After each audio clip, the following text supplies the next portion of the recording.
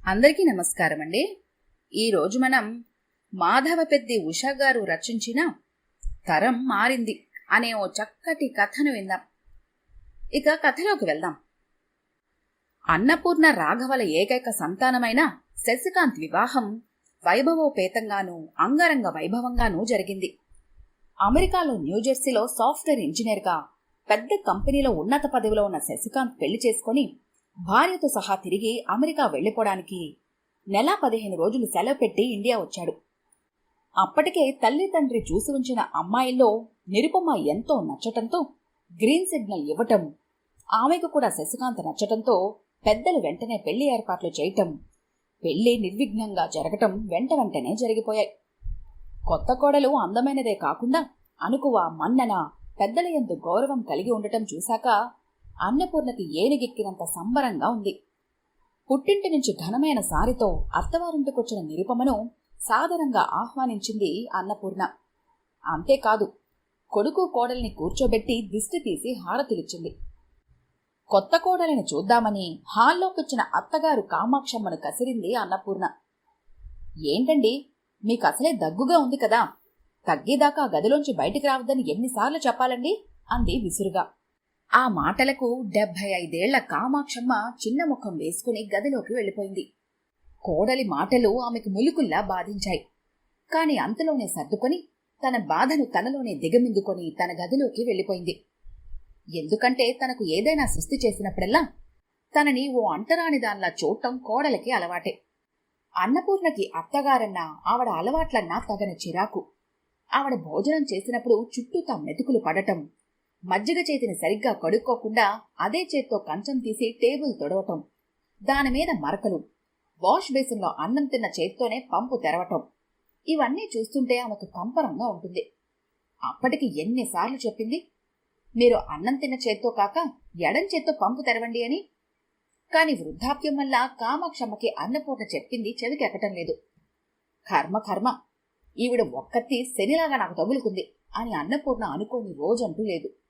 అందుకే తన అక్కసంతా పెద్ద కొడుకుగా తల్లిని చూసుకోవాల్సిన బాధ్యత తనదేనని అత్తగారి బాధ్యతంతా నెత్తిమీద వేసుకున్న భర్త మీద తీర్చుకుంటూ ఉంటుంది. అలా భార్య తన మీద దాడి చేసినప్పుడల్లా నిమ్మకు నీరెత్తనట్లు ఉండటం అలవాటు చేసుకున్నాడు రాఘవ. ఎందుకంటే తల్లిని వెనకేసుకొచ్చి ఏం మాట్లాడినా భద్రకాళే అవుతుంది అన్నపూర్ణ. అంతేకాదు, ఆవిడ తన పెళ్ళైన కొత్తల్లో తన హయాంలో తనని ఎంత రాజి రంపాన పెట్టుందో అవన్నీ ఏకరవ పెడుతుంది. నాయనమ్మని తల్లి అంతలా చేదరించుకోవటం శశికాంత్ కూడా ఇష్టం లేదు. అప్పటికి ఎన్నోసార్లు తల్లికి చెప్పి చూశాడు. కాని ఫలితం శూన్యం. కొత్త కోడల నిరుపమ ఉన్న ఆ 10 రోజులు అత్తవారింట వారి మనసుల్లో తన కలుపుగోలుతనంతో, తన మంచి ప్రవర్తనతో ఓ ప్రత్యేక స్థానం ఏర్పరచుకుంది. ఎంత మంచి కోడలు దొరికినందుకు అన్నపూర్ణ ఎంతగానో మురిసిపోయింది. కొడుకు కోడలు కలిసి అమెరికా వెళ్లిపోయే రోజు రానే వచ్చింది. నిరుపమ శశికాంత్ వెళ్లే రోజు పెద్దలందరికీ పాదాభివందనం చేసి వీడుకోలు తీసుకున్నారు. నిరుపమ అయితే, అత్తయ్య గారు, మామయ్య గారు, మేం వెళ్లి సెటిల్ అయ్యాక మీకు టికెట్లు పంపిస్తాము, మీరు తప్పక రావాలి, మీకు దగ్గరుండి అమెరికా చూపిస్తాము అన్నది. అలాగేనమ్మా, ముందు మీరు వెళ్ళి అక్కడ సెటిల్ అవ్వండి, మీ కొత్త కాపురం చూడటానికి తప్పకొస్తాము అన్నది ఆనందంగా. రోజులు వేగంగా దొర్లుతున్నాయి. కళ్ళు మూసి కళ్ళు తెరిచేలోగా ఏడాది గడిచిపోయింది. కొడుకు కోడల దగ్గర నుంచి తరచూ ఫోన్ కాల్స్ వస్తున్నాయి. చాలా వరకు వాళ్ళిద్దరూ తమ తమ ఉద్యోగాల్లో స్థిరపడ్డారు. ఇంటికి చాలా వరకు వస్తువులు అమర్చుకున్నామని చెప్పారు. అది విన్నప్పటి నుంచి కొడుకు అమెరికాకు రమ్మని ఎప్పుడు పిలుస్తాడని తహతహలాడసాగింది అన్నపూర్ణ. ఆ శుభ సమయం రానే వచ్చింది. ఓ శుభోదయాన శశికాంత్ ఫోన్ చేసి తల్లిదండ్రులకు చెప్పాడు. అమ్మా, నాన్నా, మీరు అమెరికా రావడానికి టికెట్స్ పంపిస్తాను, మీకు ఎప్పుడు వీలవుతుందో చెప్పండి అన్నాడు. అలాగే లేరా, నీకు ఎప్పుడు వీలవుతుందో చూసుకొని వీసాకి కావలసిన పేపర్స్ పంపించు, నేను ఎప్పుడైనా రెడీనే అని చెప్పాడు తండ్రి. శశికాంత్ పంపిన పేపర్స్ అందగానే వీసాకి అప్లై చేశాడు రాఘవ. తక్కువ వ్యవధిలోనే వీసా వచ్చింది. ఆ కబురు అందగానే తల్లిదండ్రులకు టికెట్స్ పంపించాడు శశికాంత్. కొడుకు అమెరికాకు తీసుకెళ్తున్నందుకు అన్నపూర్ణకు తెగ సంబరంగా ఉంది. కొడుకు కోడలకి ఇష్టమైన ఊరగాయలు, స్వీట్స్ ప్యాక్ చేసింది. మొదటిసారి అమెరికా చూడబోతున్నందుకు ఆమె ఆనందానికి అవధులు లేవు. అమెరికాకు బయలుదేరేందుకు 1 వారం రోజుల ముందే తల్లిని తన తమ్ముడి దగ్గరకు పంపించాడు రాఘవ. న్యూజెర్సీలోని ఎయిర్పోర్ట్కి తల్లిదండ్రులను రిసీవ్ చేసుకోవడానికి భార్యతో సహా వచ్చాడు శశికాంత్. కొడుకు కారు నడుపుతుంటే భూతల స్వర్గంగా చెప్పుకునే అమెరికాని, అక్కడ విశాలమైన రోడ్లని చూసి ఓ అనిర్వచనీయమైన అనుభూతిని పొందారు రాఘవ దంపతులు. మన దేశంలోలా ఆటోలు, స్కూటర్లు లేకపోవటం ఎంతో వింతనిపించింది. జనం కూడా మన దేశంలో కన్నా తక్కువే. హైవే మీద కార్లు ఒక క్రమ పద్ధతిలో పోతుండడం, ఒక కారుకి మధ్య తగినంత ఎడం ఉండటం గమనించి ఎంతో ఆశ్చర్యపోయారు. చూస్తుండగానే ఓ ఇండిపెండెంట్ ఇంటి ముందు కారాపి చెప్పాడు శశికాంత్, ఇదే నాన్న మన ఇల్లు. ఇక్కడ ఒక రకమైన స్థోమత ఉన్నవాళ్లు ఇండిపెండెంట్ ఇల్లు కొనుక్కుంటారు. మార్కెట్కి దానికి దూరమైన ఇలాంటి ఇళ్లలో ఉండటం ఒక ప్రెస్టేజ్గా భావిస్తారు ఇక్కడ వాళ్ళు అంటూ వివరించాడు శశికాంత్. తరువాత తల్లిని తండ్రిని లోపలికి తీసుకెళ్లి హాల్లో కూర్చోబెట్టి కారులోని లగేజీ అంతా తీసుకెళ్లి తల్లిదండ్రుల కోసం కేటాయించిన అటాచ్డ్ బాత్రూమ్ ఉన్న బెడ్రూమ్లో పెట్టాడు. ఆ తర్వాత తల్లికి తండ్రికి ఇల్లంతా చూపించాడు. ఇక్కడ చాలా మటుకు ఇళ్లలో బెడ్రూమ్లన్నీ మేడ మీద ఉంటాయి. క్రింద hall, dining room, kitchen, family room, formal dining room ఉంటాయి. క్రింద హాఫ్ బాత్రూము, పైన ఫుల్ బాత్రూమ్లు ఉంటాయి. అంతేకాదు కింద బేస్మెంట్ కూడా ఉంటుంది అని వివరంగా తండ్రికి చెప్పాడు. బాత్ టబ్లో నిలబడి షవర్ బాత్ ఎలా చేయాలో కొడుకు చెప్పాక స్నానం చేశారు అన్నపూర్ణ, రాఘవ. అప్పుడు సమయం 8 కావస్తుంది. కొడుకు కోడలతో పాటు భోజనం ముగించారు. అన్నపూర్ణ దంపతులు భోజనం చేస్తున్నప్పుడు జెట్లాగ్ గురించి వివరించి చెప్పాడు శశికాంత్. ఇప్పుడు ఇండియాలో పగలు కాబట్టి మీకు రాత్రి సరిగ్గా నిద్ర పట్టకపోవచ్చు. అందుకని ఆందోళన చెందకండి, 2-3 రోజుల్లో అదే సర్దుకుంటుంది అన్నాడు. రాఘవ దంపతులు అమెరికా వచ్చి అప్పుడే వారం రోజులు కావస్తోంది. మెల్లమెల్లగా అమెరికా జీవనానికి అలవాటు పడ్డారు. మొదటి వీకెండ్ తల్లిదండ్రులను న్యూయార్క్ సిటీకి తీసుకెళ్లాడు శశికాంత్. అక్కడ ముఖ్యంగా చూడవలసిన Empire State Building, Madame Tussauds, New York లో ప్రసిద్ధి చెందిన టైమ్స్ స్క్వేర్ వగైరా చూపించారు శశికాంత్ దంపతులు. రోజులు గడుస్తున్న కొద్దీ అన్నపూర్ణ కొత్త వాతావరణానికి అలవాటు పడ్డాక వంటింటి బాధ్యత తను తీసుకుంది.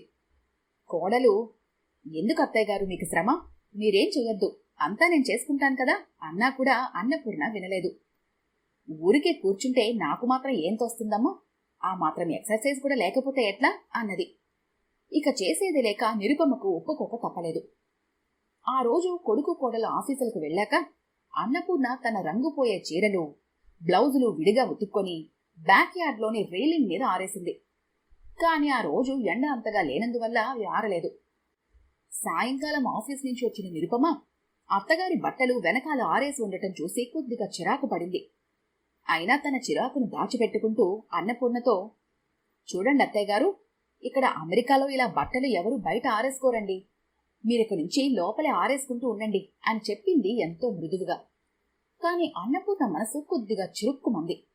అయినా బయటపడకుండా అలాగేనమ్మా అన్నది. రోజులు గడుస్తున్న కొద్దీ నిరుపమకు అత్తగారి పద్ధతులు నచ్చటం లేదు. ముఖ్యంగా కిచెన్లో ఆమెకు మిక్సీలు, రైస్ కుక్కర్లు అన్నీ క్యాబినెట్ లోపల పెట్టుకోవటం అలవాటు. కాని అన్నపూర్ణ అవన్నీ ఇండియాలో అలవాటు ప్రకారం కిచెన్ ప్లాట్ఫామ్ మీదే పెట్టసాగింది. కొన్నాళ్లు చూశాక ఇక ఆపుకోలేక నిరుపమ మర్యాదగానే అత్తగారికి చెప్పింది, చూడండి అత్తయ్య గారు, ఇక్కడ అందరూ కిచెన్ ప్లాట్ఫామ్ మీద ఏమీ ఉంచరు, అన్నీ కబ్బోర్డ్లో పెట్టుకుంటారు. మీరు గ్రైండరు, రైస్ కుక్కర్ లాంటి వాటిని వాడుకోవటం అయిపోయాక మళ్లీ తిరిగి కిచెన్ క్యాబినెట్లోనే పెట్టేస్తూ ఉండండి ఏ అని చెప్పింది. తనకు అలవాటు లేని పనవడం మూలాన కొద్దిగా శ్రమైనా కోడలు చెప్పినట్టే చేయసాగింది అన్నపూర్ణ. మనుష్యుల మనసుల్లో ఎన్ని విభేదాలు, ఎన్ని చికాకులు ఉన్నా కాలచక్రం ఆగదు కదా. అప్పుడే అన్నపూర్ణ దంపతులు అమెరికా వచ్చి 3 నెలలు కావస్తుంది. ఈ వ్యవధిలో శశికాంత్ తల్లిదండ్రులకు స్టాచ్యూ ఆఫ్ లిబర్టీ, ఇంకా దగ్గరలోని మరికొన్ని చూడవలసిన ప్రదేశాలను చూపించాడు. ఇదిలా ఉండగా ఓ రోజు రాత్రి భోజనాలయ్యాక శశికాంత్ తండ్రి గదిలోకి నాన్నగారు అంటూ వచ్చాడు. అప్పుడు అన్నపూర్ణ కూడా అక్కడే ఉంది. శశికాంత్ ఆవిడ్ని కూడా అక్కడ చూశాక తల్లితోని విషయం చెప్తే మంచిదనిపించి ఆవిడ్ని ఉద్దేశించి, ఇలా అడుగుతున్నందుకు ఏమీ అనుకోకమ్మా, నువ్వు ఎన్ని రోజులకొకసారి జుట్టుకి డై వేసుకుంటావు అని అడిగాడు. నెలకోసారి వేసుకుంటాను. ఏ, ఎందుకలా అడిగావు అని కొడుకును ప్రశ్నించింది. ఏం లేదమ్మా, నువ్వు డై వేసుకోవడం వల్ల బాత్ టబ్ అంతా పాడవుతోంది, మేము ఎంత క్లీన్ చేసినా పోవటం లేదు. నేను సర్దుకుపోతాను, కానీ నిరుపమకి మాత్రం బాత్రూమ్ నీట్గా లేకపోతే తోచదు, అందుకని నువ్వు డై వేసుకోవడం తప్పనిసరి అయితే బాత్ టబ్కి డై అంటించకుండా చూసుకో అన్నాడు. కొడుకు మాటలు విన్న అన్నపూర్ణ ముందు నిర్ఘాంతపోయింది. ఆ తర్వాత కొడుకు చేత అలా చెప్పించుకోవాల్సి వచ్చినందుకు సిగ్గుతో చితికిపోయింది.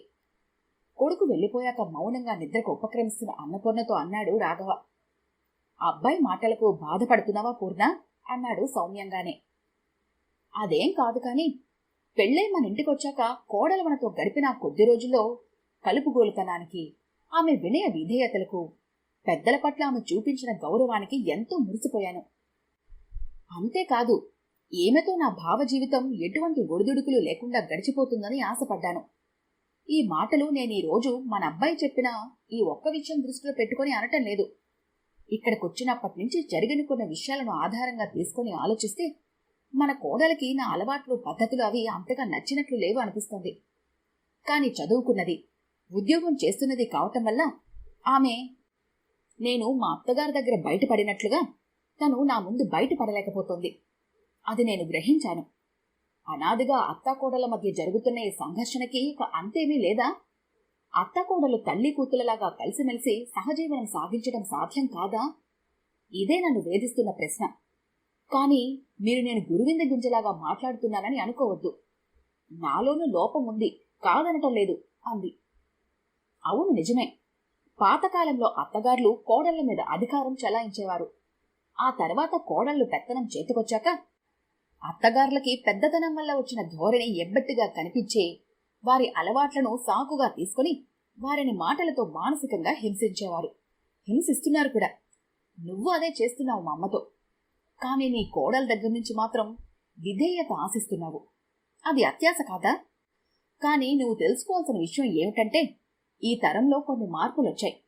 ఈ తరం చాలా మంది అమ్మాయిలు బాగా చదువుకొని వ్యక్తిత్వ వికాసం పూర్తిగా అయినాకే పెళ్లిళ్లు చేసుకుంటున్నారు. అంతేకాదు, వారు తమ సొంత అభిప్రాయాలను ఎట్టి పరిస్థితుల్లోని మార్చుకోవడానికి సిద్ధంగా లేరు. అందుకే నీలాంటి తెలివైన ఈ కాలం అత్తగారులు తమ అహాన్ని పక్కన పెట్టి మొదట్నుంచి కోడలితో సామరస్యంగా ఉండటానికి ప్రయత్నిస్తున్నారు. ఇది ఈ తరం అత్తగార్లలో నేడు వస్తున్న ఎంతో అభినందనీయమైన మార్పు. ఒప్పుకుంటావా అన్నాడు రాఘవ. అందుకు అంగీకార సూచనగా ఓ చిరునవ్వు నాట్యం చేసింది అన్నపూర్ణ పెదవుల మీద. ఈ కథ గంట మీకు నచ్చినట్లయితే లైక్ చేయండి, షేర్ చేయండి. మరిన్ని ఇంట్రెస్టింగ్ కథల కోసం మా ఛానల్ని తప్పకుండా సబ్స్క్రైబ్ చేసుకోండి.